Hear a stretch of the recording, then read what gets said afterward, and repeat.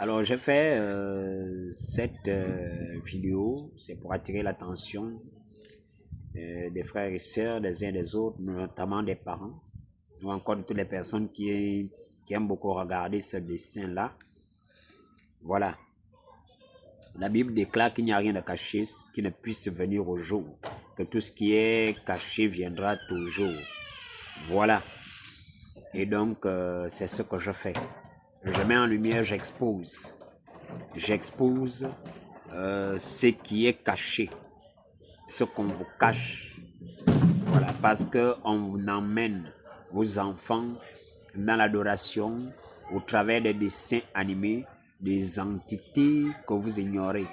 Parce que c'est des personnages, c'est des scènes, des choses qu'on fait passer pour des choses anonymes, alors qu'elles sont extrêmement dangereuses et qu'elles ont pour l'ennemi l'objectif d'emmener vos enfants à l'adoration des entités que parfois vous-même les parents vous ignorez. Bien. Alors, il faut parler aujourd'hui notamment de dessins animés, lequel des dessins. J'aurais voulu parler notamment des plupart des dessins, des mangas, pour vous donner un peu la signification, des symboles et des choses que vous voyez à l'intérieur. Voilà. Mais je vais en particulier vous parler notamment du dessin Kirikou et Karaba la sorcière. Je tiens à attirer l'attention des parents sur ce dessin. Pourquoi? Parce qu'en réalité, ce dessin, vous devez comprendre que les personnages là-dedans, tout ce qui est fait, tout ce qui est exposé, c'est un caractère mystique. Ce n'est pas un dessin comme les autres. C'est quelque chose que vous devez savoir. Ce n'est pas un dessin comme les autres. Je vous dévoile beaucoup de choses. J'espère que vous prenez vous-même le temps d'enregistrer les vidéos et tout ça. Donc, ce dessin n'est pas un dessin comme les autres.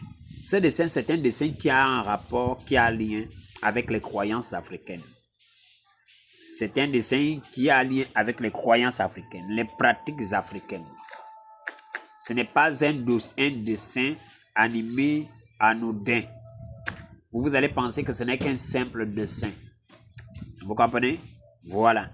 C'est un dessin qui a un lien direct et qui expose notamment nos croyances africaines ou encore les croyances africaines. Bien. Maintenant, parlons des personnages. Le personnage, l'enfant Kirikou, qui est-il? C'est un enfant dans le dessin, vous savez comment il est né de manière presque miraculeuse, de manière presque miraculeuse et dont la naissance va se faire de manière pratiquement extraordinaire. Voilà.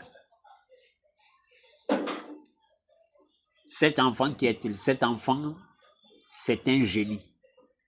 Vous comprenez? Cet enfant-là, Kirikou. Kirikou, c'est un génie. Retenez bien ce que je vous dis. Kirikou, c'est un génie.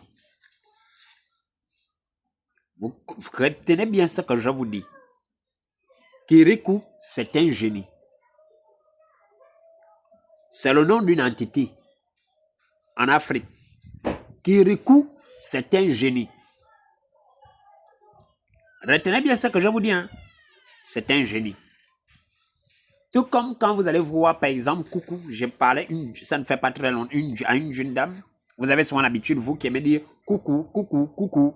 Est-ce que vous savez, par exemple, que coucou, que vous avez souvent l'habitude de dire, c'est une sirène? Hein? Généralement, quand vous saluez même les gens, par WhatsApp, vous écrivez, vous écrivez coucou.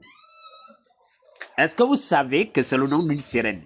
Cette sirène-là, cette sirène-là, elle a, en fait, elle est reine d'abord dans les eaux. Premièrement, deux, je vais aller vite.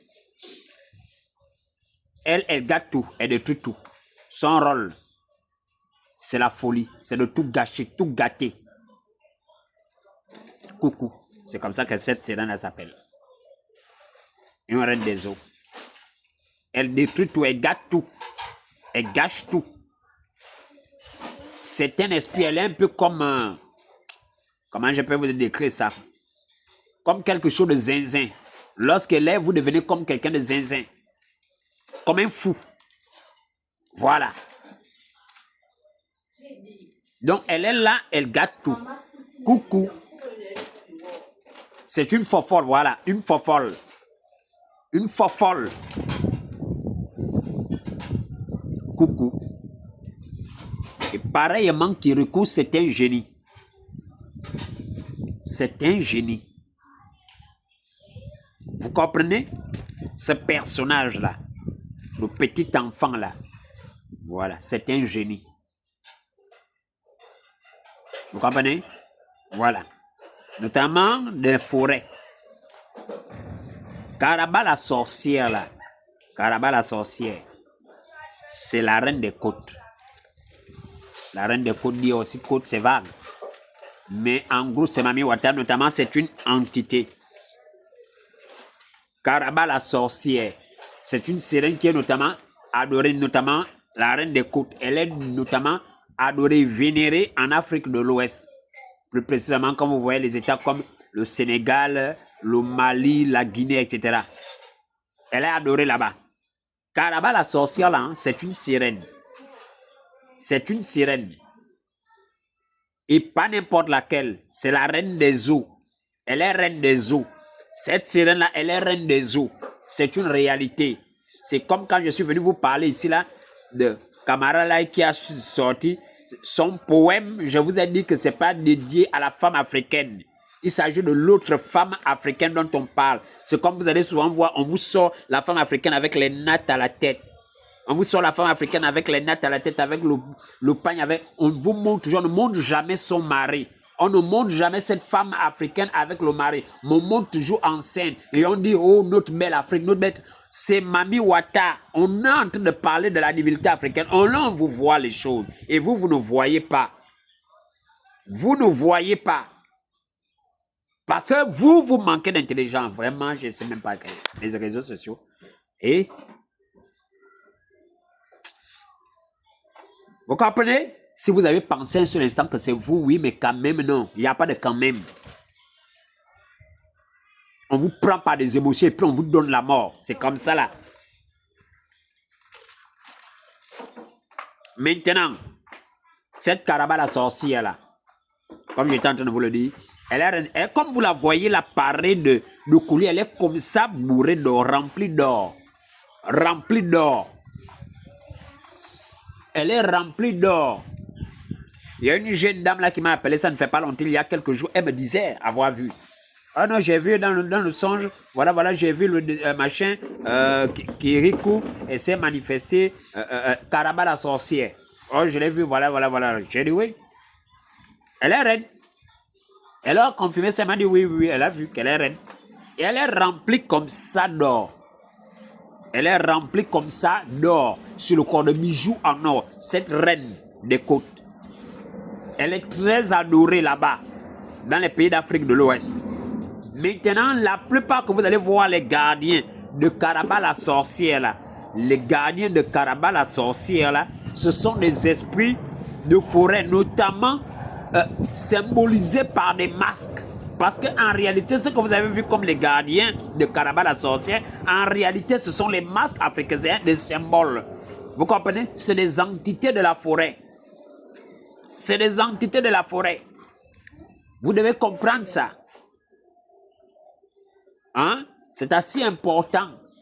Donc, je vais encore vous dire quelque chose. En réalité, le petit Kirikou n'est pas l'enfant de sa mère. Le petit Kirikou est en réalité l'enfant de Karaba. Est-ce que vous le savez? Kirikou là est l'enfant de Karaba. Kirikou est une combinaison entre les forces de l'eau, parce qu'il provient de Karaba la sorcière, et les forces de la forêt. Kirikou est l'ensemble de ces deux forces. Vous comprenez? Mais on vous voit, on vous montre qu'il est né d'une femme humaine. En réalité, Kirikou est la mère, est l'enfant de Karaba la sorcière. Mais en même temps, il est une combinaison de deux forces. Vous comprenez? Jésus-Christ